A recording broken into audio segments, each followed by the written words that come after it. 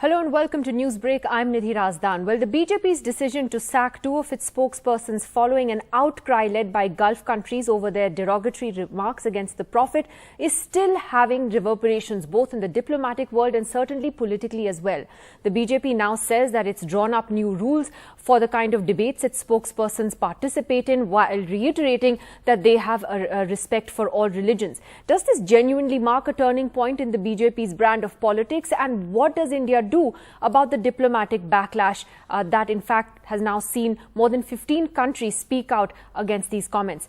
Joining us on NDTV this evening is India's former Vice President, Mr. Hamid Ansari. Mr. Ansari, thank you so much for joining us today. In your previous avatar, you've also been a diplomat and you've served in many of these Arab countries. Why do you think that this backlash was so strong at this time? Well, you see, the point is that this is not a matter of an individual. This is a matter which affects a whole community, believers of a particular faith. Every faith, whatever the faith might be, has got a touch point. And in the case of Muslims, it is the personality of the Prophet of Islam. Right, but how do you sort of look at the coordinated reactions, in a sense, the fact that, you know, the entire Arab world, you have Saudi Arabia and Iran both sort of speaking on the same page, unhappy with the comments of the BJP spokespersons. So is that unusual, isn't it? I mean, isn't that unusual to see so many countries up in arms like this? If it affects every Muslim in the globe, then this is kind of reaction is bound to happen. After all, from Indonesia to North Africa, across the West Asian region, you know, and beyond, this is inevitable. And obviously, because of India's strategic and economic interests in the region, sir, if you could give us a little background to that. I mean, what is at stake for India in the Gulf? Well, there are 52 member countries of the OIC, which is an important voting bloc in the United Nations. So it is not a question of a particular country taking a position which offends us. It is a question of 52 members of the United Nations taking a position together on a matter on which there was an uncalled for intervention by the spokesman of a particular party.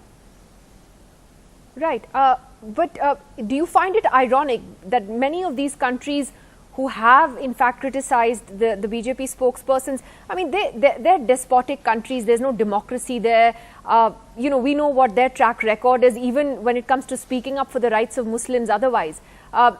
Would it have been better if the government had reacted to the anger of our own citizens when these comments were first made? Well, you see, the reaction made by individual countries, you are right in saying that they are countries which are not, by the normal definition of democracy, democratic.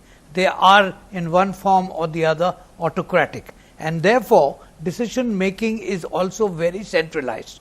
So the point for us to note as another independent country is that this kind of unified reaction takes place only when there is a total agreement at the political level in each one of them individually that this is a point which requires to be registered and registered forcefully.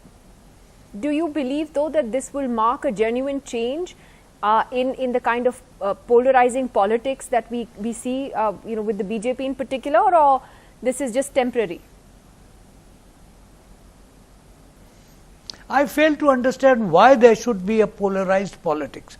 You can have, I mean, we know in this country for 75 years, we have practiced democratic politics, and each party has expressed its opinions. But why do we have to indulge in abusive language? You see, you can have a problem with me individually or maybe in the community in which I live. But why do you typecast me and go for the entire body of people who profess a particular faith? So what was said was not accidental relating to a particular location or a particular individual. It was set to insult a whole body of human beings. It's like something, if somebody were to say it about an Indian or Australian or Argentinian, that they are this or they are that. This is way beyond saying something about an individual Australian or Argentinian. And therefore, since it was, as you believe, deliberately done and part of perhaps a political pattern, do you really believe that they're turning over a new leaf?